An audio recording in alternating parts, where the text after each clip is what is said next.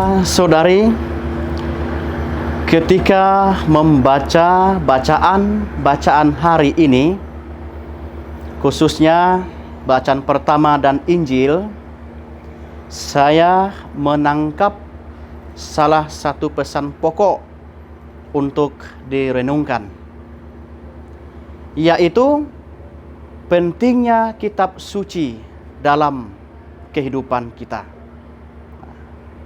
Dalam bacaan pertama, Nehemia 8 ayat 3 sampai dengan ayat 5, kemudian ayat 6 sampai 7, 9 sampai 11, dikisahkan bagaimana Imam Ezra yang membawa kitab Taurat ke hadapan jemaat. Nah, kitab itu kemudian dibacakan dengan jelas, dengan diberi keterangan-keterangan sehingga dimengerti. Jemaat pun mendengarkan dengan penuh perhatian, kemudian berlutut dan sujud menyembah kepada Allah. Nah, sementara itu pada bagian awal bacaan Injil, yaitu Injil Lukas 1 sampai 4, bab 14 sampai dengan 21, diceritakan bagaimana ia berproses menulis Injilnya. Nah, sebelum menulis Injilnya, ia melakukan penyelidikan dengan seksama mengenai peristiwa-peristiwa seputar kehidupan Yesus.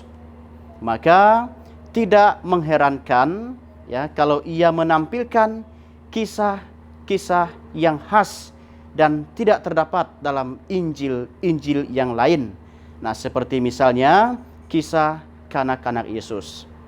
Nah, maksud Lukas menulis Injilnya adalah supaya kita semakin dapat tahu dan mengenal secara benar siapakah Yesus Kristus yang kita imani. Nah, apa yang dilakukan Yesus dengan membaca nas kitab suci dari Yesaya 62 1 sampai 2, kemudian menegaskan bahwa pada hari ini genaplah nas ini sewaktu kamu mendengarnya. Juga menegaskan arti pentingnya kitab suci dalam kehidupan Yesus. Yesus datang untuk menggenapi nas kitab suci. Oleh karena itu, saudara-saudari, pesan dan ajakan sabda Tuhan hari ini sangatlah jelas, yaitu agar kita mencintai sabda Tuhan dan meresapkannya yang tertulis dalam kitab suci. Kita diajak untuk tekun dan setia membaca dan membacakan kitab suci seperti yang dilakukan oleh Imam Ezra. Kemudian menyelidikinya seperti yang dilakukan Lukas dengan merenungkannya. Setelah itu mewartakannya. Dan yang tidak boleh kita lupakan, hendaknya kita juga menggenapinya seperti yang dilakukan oleh Yesus Kristus. Nah, dengan latar belakang inilah Injil Lukas mengingatkan kita dan menegaskan kepada kita bahwa pertama, iman kita kepada Yesus bukanlah sekedar suatu pengetahuan atau ilmu, melainkan suatu keyakinan, bukan suatu paksaan bahwa Yesus adalah Al-Masih atau penyelamat kita, seperti dibuktikannya lewat ajaran hidup, sikap, dan perbuatannya. Yang kedua, keselamatan kita sudah dimulai. Memang belum sepenuhnya, namun sudah pasti. Nah, tetapi untuk dapat diselamatkan, kita memang terus-menerus mempersiapkan diri secara sungguh-sungguh. Bukan secara ikut-ikutan saja. Iman kita memang harus selalu diuji kesungguhannya. Yang ketiga, bukan hanya secara fisik, jasmani, material, tetapi juga dan terutama secara rohani, spiritual, dan batiniah.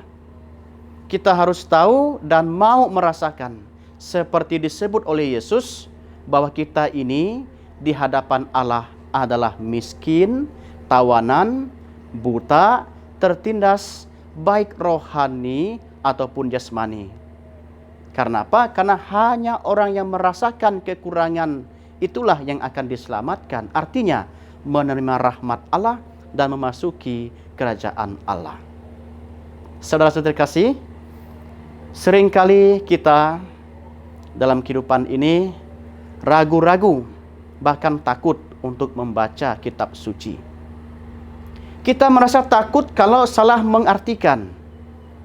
Kita merasa tidak ada gunanya membaca kitab suci kalau kita tidak mampu memahaminya. Namun, kemungkinan alasan yang sebenarnya ya hanya karena malas saja. Maka mulai sekarang, kita tidak perlu takut lagi dan tidak perlu ragu membaca dan merenungkan kitab suci. Meskipun tidak tahu atau belum paham maksudnya. Percayalah bahwa kitab suci yang kita baca, yang kita renungkan, meskipun kita kurang memahaminya, tetap akan berkarya dalam diri kita dengan cara-cara yang tidak kita duga, tidak kita ketahui.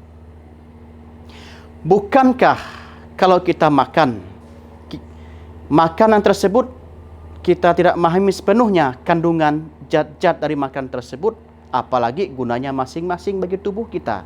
Namun, begitu kita makan, tubuh kita memprosesnya sehingga kita hidup sehat dan memperoleh kekuatan atau energi. Sabda Tuhan pun kiranya akan berkarya demikian juga dalam diri kita. Saudara-saudari terkasih, sekali lagi, marilah kita semakin mencintai kitab suci. Kita bertekun dan setia membaca dan membacakan kitab suci seperti yang dilakukan Imam Ezra. Kemudian menyelidikinya seperti dilakukan Lukas dengan merenungkannya. Setelah itu mewartakannya. Dan yang tidak boleh kita lupakan, kita hendaknya menggenapinya seperti yang dilakukan oleh Yesus. Meskipun sabda Tuhan sudah digenapi oleh Yesus, namun kita pun juga diutus untuk menggenapinya dalam diri kita. Sabda Tuhan juga akan tergenapi manakala kita tekun dan setia membaca, merenungkan, mewartakan, dan melaksanakannya. Tuhan memberkati. Pace Ebene.